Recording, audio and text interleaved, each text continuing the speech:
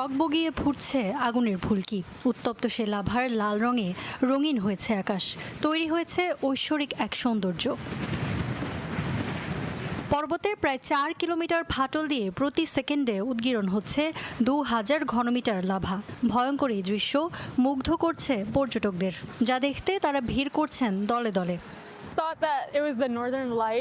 ভেবেছিলাম এটা বোধহয় নর্দার্ন লাইট। আমরা ভিকে ছিলাম, সেখান থেকে এসেছি অরোরা দেখতে। এখানে এসে দেখি অরোরা নয়, আগ্নেয়গিরির অগ্নুৎপাত। আমার জীবনে দেখা সবচেয়ে কুল অভিজ্ঞতা এটি। মালয়েশিয়া থেকে ঘুরতে এসেছি। হঠাৎ এখানকার স্থানীয় এক বন্ধু জানালো লাভা উদ্গীরণ শুরু হয়েছে আগ্নেয়গিরিতে। তাৎক্ষণিক চলে আসি, এমন সুযোগ জীবনে খুব বেশি আসে না। অসাধারণ অনুভূতি। গেল ডিসেম্বরে আগ্নেয়গিরির নিকটবর্তী শহর গ্রিন্দাভিক থেকে সরিয়ে নেওয়া হয়েছে বাসিন্দাদের। তবে এবারের উদ্গীরণ জনবসতিতে ছড়িয়ে পড়ার শঙ্কা নেই বলছেন বিশ্লেষকরা। বিমান চলাচলেও কোনো ধরনের সমস্যা হবে না। লাভা জনবসতির দিকে এগোচ্ছিল, তবে বসতি থেকে 3000 মিটার আগেই থেমে গেছে এর প্রবাহ।